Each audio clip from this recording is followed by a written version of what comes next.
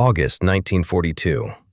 Deep inside the suffocating jungle of a remote Pacific island, more than 900 battle-hardened Japanese soldiers moved through the darkness with absolute confidence. These men had swept through China. They had broken British lines in Malaya. They had humiliated American forces in the Philippines. For 5 years, the Imperial Japanese Army had known nothing but victory. Their commanders had briefed them clearly.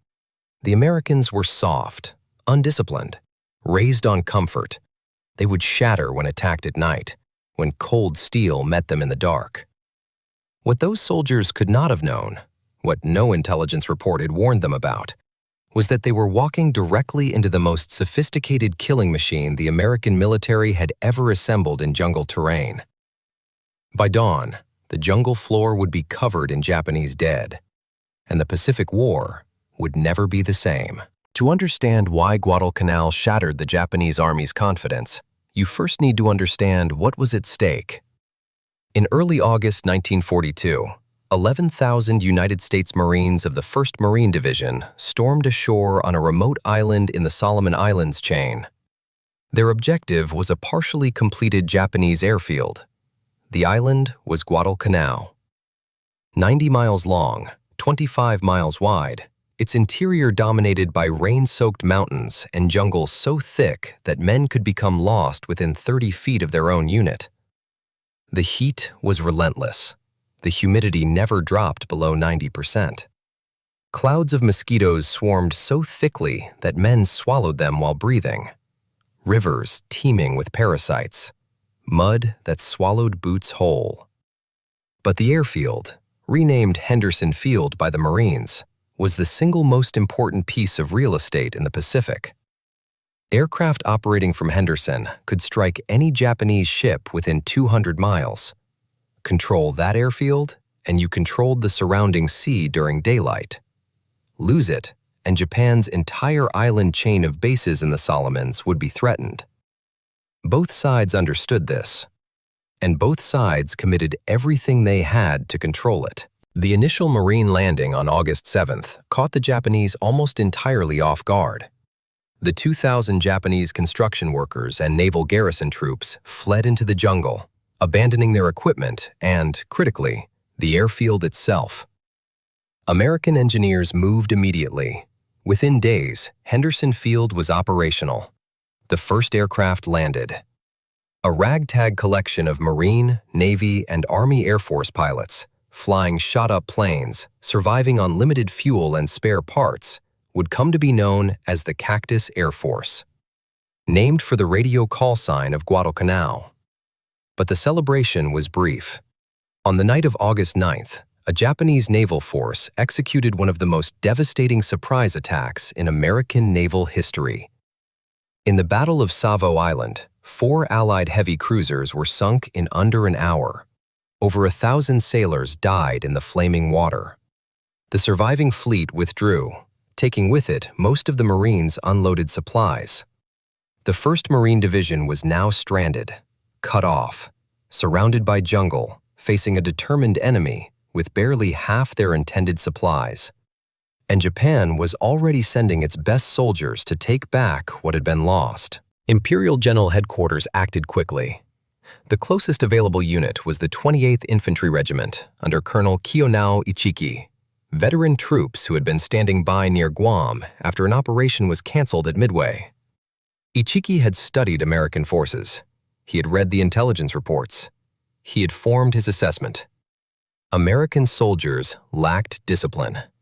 They broke under pressure. They could not withstand the ferocity of a Japanese night assault. His orders were to wait for the remainder of his regiment before attempting to take the airfield. More than 2,000 additional troops were en route. Ichiki ignored those orders. On the night of August 18th, 6 Japanese destroyers delivered 917 men of Ichiki's advance force to a beach 15 miles east of the marine perimeter. The landing was smooth, undetected. Ichiki sent out patrols immediately to assess American strength and identify weak points in their lines. It was a routine tactical decision. It was also a fatal one. On August 19th, a Marine patrol under Captain Charles Brush was moving along a coastal trail when it collided with a Japanese reconnaissance element. The firefight was brief and violent. 31 Japanese soldiers were killed. And critically, Captain Brush recovered documents from the dead, papers that revealed both the size of the approaching Japanese force and, more importantly, how drastically they had underestimated American strength. Brush raced back to the Marine perimeter. General Alexander Vandegrift immediately understood what he was reading. A substantial Japanese force was coming, soon, almost certainly from the east. He ordered his commanders to strengthen defenses along the mouth of the Ilu River, a natural choke point where a sandbar stretched across the waterway, exactly where an attacking force would have to cross. Lieutenant Colonel Leonard Cresswell's battalion moved into position. Machine gun teams were placed with careful precision, creating overlapping fields of fire so that no part of the sandbar fell outside their coverage. Artillery was pre-registered on the crossing points. The Marines did not know exactly when the attack was coming, but they knew it was coming. And they were ready. Just after midnight on August 21st, a man stumbled into Marine lines. His name was Jacob Vuza, a Solomon Islands scout who had been captured by Japanese forces, tortured for hours, and left for dead after refusing to reveal Marine positions. Despite grievous wounds, he had crawled through the jungle to deliver one final warning. The Japanese were coming. Minutes later, hundreds of Japanese soldiers charged across the sandbar. They ran into something they had never encountered in all their years of combat in China and Southeast Asia. The American M1917 Browning water-cooled machine guns opened fire. These were weapons engineered for sustained killing, capable of continuous fire as long as ammunition and cooling water lasted, positioned in mutually supporting pairs so that no attacking soldier could find dead ground, no gap in the curtain of bullets. Japanese soldiers fell in waves. Those who crossed the sandbar ran into 37mm anti-tank guns loaded with canister rounds. Essentially enormous shotgun blasts that turned concentrated infantry into wreckage. Ichiki threw wave after wave across that sandbar.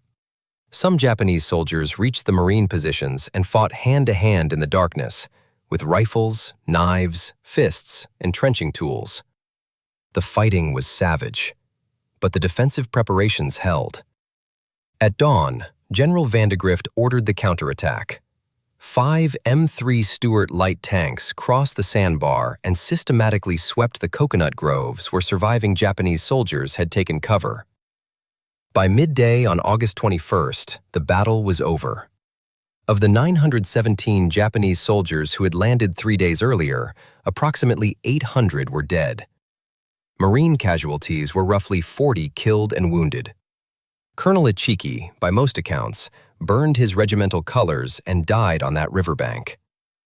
The myth of Japanese invincibility in close combat had just been annihilated in a single night. The survivors sent their radio message back to Japanese headquarters at Rabaul. The response was shock. An entire regiment's advance element, wiped out in a single night. But perhaps more disturbing than the casualty figures were the observations of the men who survived.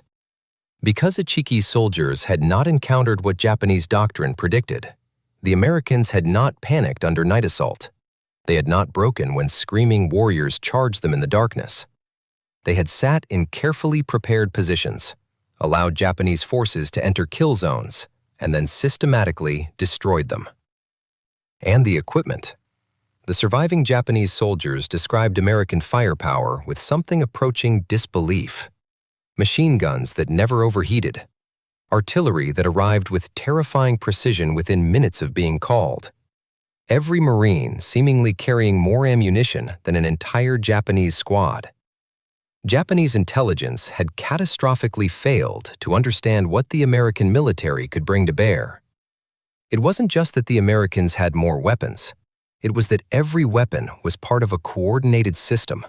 Infantry, artillery, machine guns, naval gunfire. All communicating, all supporting each other with a precision that Japanese forces had simply never seen. For the Japanese military, the the Battle of the Tenaru raised an uncomfortable question that their doctrine had no answer to. What do you do when fighting spirit runs into a wall of coordinated fire and the wall doesn't move? Japan's answer was to send more men. After the Tenaru disaster, Imperial headquarters dispatched Major General Kiyotake Kawaguchi's 35th Infantry Brigade, nearly 5,000 soldiers, via a new method. Slow transport ships were too vulnerable to Henderson Field's aircraft during daylight.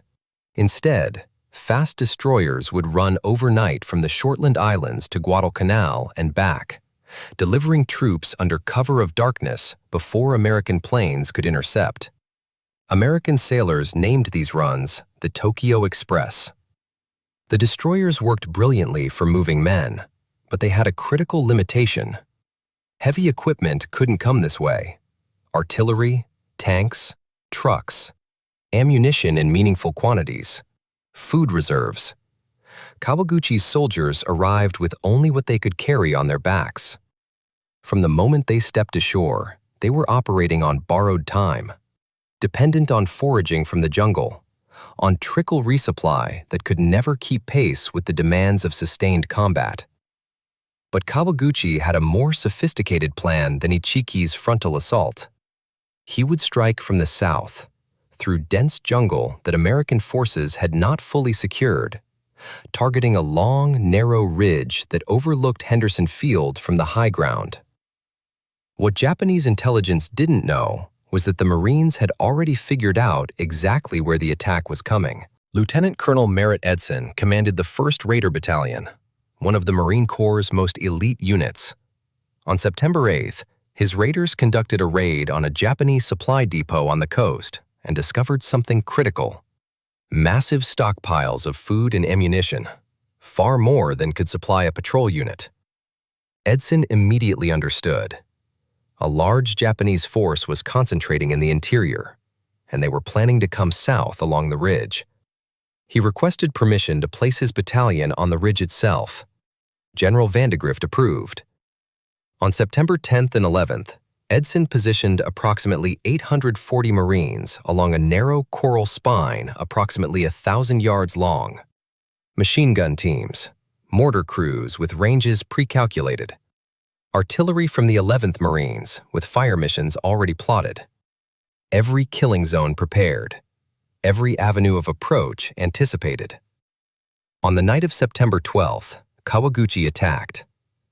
Unlike Ichiki, Kawaguchi had trained his men in infiltration tactics, small units probing through the jungle ravines on the ridge's flanks, searching for gaps, concentrating where they found weakness. It was a far more sophisticated assault, and for moments that night, it nearly worked. Japanese soldiers pushed through gaps in the line. Raiders fought hand-to-hand in the darkness. At one point, the fighting came within 50 yards of Edson's own command post, close enough that Edson personally picked up a rifle and joined the firing line. But every time Japanese forces concentrated for a breakthrough, Marine mortars and artillery obliterated them. Over 2,000 artillery rounds fell that night, some landing so close to friendly positions that shrapnel wounded American troops. Machine gunner Sergeant John Basilone held his position alone after his crew was killed and wounded, repelling wave after wave until dawn. He would receive the Medal of Honor for those hours. The second night was even worse. Kawaguchi threw everything he had left in desperate attempts to break through before American reinforcements arrived. It wasn't enough. By dawn on September 14th, Kawaguchi's offensive had collapsed. More than 800 Japanese soldiers lay dead on the ridge. American casualties were approximately 104 killed and over 200 wounded. The ridge would forever after be known as Bloody Ridge, or Edson's Ridge, depending on who you asked. By October 1942, Guadalcanal had become two completely different wars being fought on the same island. On the American side, supply ships protected by Henderson Field aircraft arrived regularly during daylight. Marines ate canned rations. Medical facilities could perform surgery. Ammunition was plentiful enough that machine gunners could fire until their barrels wore out and request replacements the same day. Malaria was epidemic. By December, the 1st Marine Division would report over 8,000 cases, but men received quinine, treatment, and eventual evacuation. On the Japanese side, soldiers were dying in the jungle at a rate that had nothing to do with combat. Kawaguchi's men had arrived with what they could carry. The Tokyo Express could never deliver enough food to sustain thousands of men in sustained jungle operations. Soldiers were rationed to a single rice ball per day, then less. Men foraged for anything edible, roots, leaves, whatever grew in the jungle, and died from eating poisonous plants they couldn't identify. Medical supplies were essentially non-existent. Quinine for malaria prevention ran out and was never adequately replaced. Wounded soldiers received a bandage if available, field amputation without anesthesia if not, and frequently died from infected wounds that would have been routine to treat with basic medicine. A Japanese medical officer's report captured later in the campaign stated that more than 60% of the 17th Army's forces on Guadalcanal were incapacitated by disease or malnutrition. Combat effectiveness had dropped to perhaps 30% of authorized strength.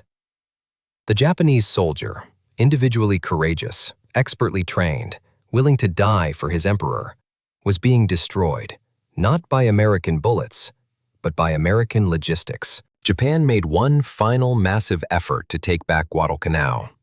In late October, Lieutenant General Haruyoshi Hyakutake arrived personally to command the operation. He brought elements of the 2nd Division, experienced troops, veterans of campaigns in China, along with artillery that had finally been delivered by destroyer. The plan called for coordinated attacks from multiple directions. It was the most sophisticated offensive Japan had yet attempted on Guadalcanal.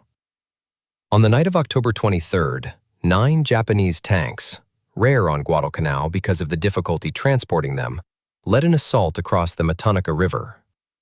American anti-tank guns and artillery knocked out all 9 in quick succession. The main assault came the following night. Approximately 5,600 Japanese soldiers under Major General Yumio Nasu attacked from the south, attempting to break through to Henderson Field. They hit the 1st Battalion's 7th Marines under Lieutenant Colonel Louis Chesty Puller, reinforced by elements of the Army's 164th Infantry Regiment. What followed was one of the most intense nights in Marine Corps history. Japanese attacks came in continuous waves. Breakthroughs were immediately sealed by counterattacks. When ammunition ran low, Sergeant John Basilone, the same man who had held the line at Bloody Ridge, personally carried ammunition through enemy fire to keep his guns operational, repaired damaged weapons under fire, and led a counterattack when one position was briefly overrun. By dawn on October 25th, General Nasu lay dead on the battlefield, killed by machine gun fire during one of the night assaults. More than 2,000 Japanese soldiers had died in that single night. The October offensive, Japan's strongest, best coordinated effort, had failed completely. November brought the decisive naval engagements that sealed Guadalcanal's fate.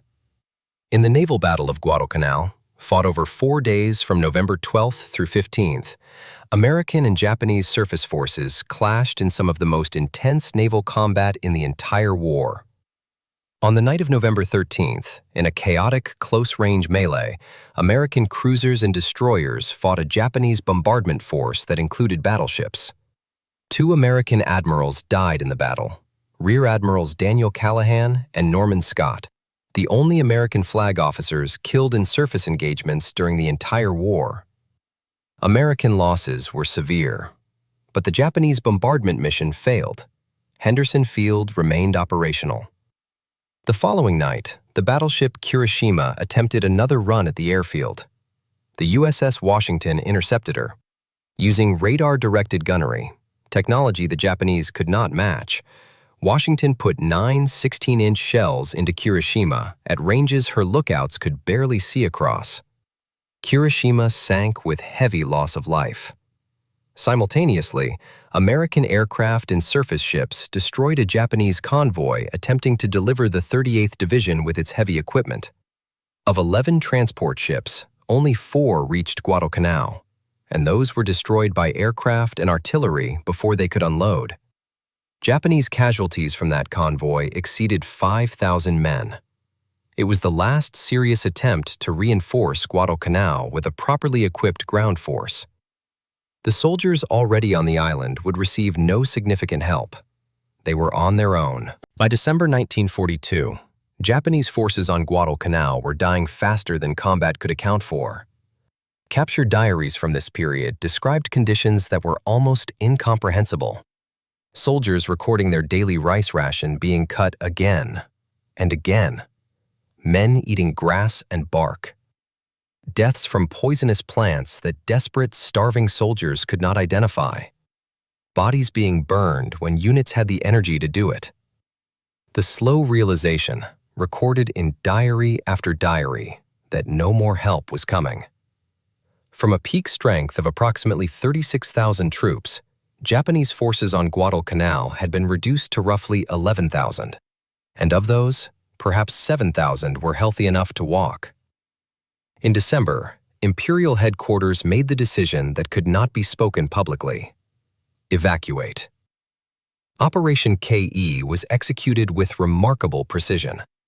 Using destroyer runs under cover of darkness, Japanese naval forces extracted 10,652 soldiers over 3 nights in early February 1943. It was one of the most successful Japanese operations of the entire campaign, and it could not disguise the magnitude of what had happened.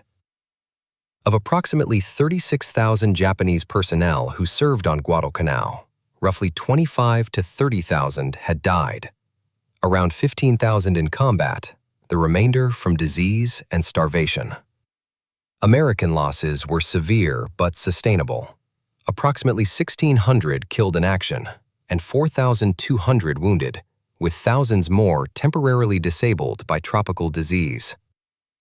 On February 9, 1943, American patrols reported the island clear of Japanese resistance. General Patch sent his message to the fleet: Tokyo Express no longer has terminus on Guadalcanal.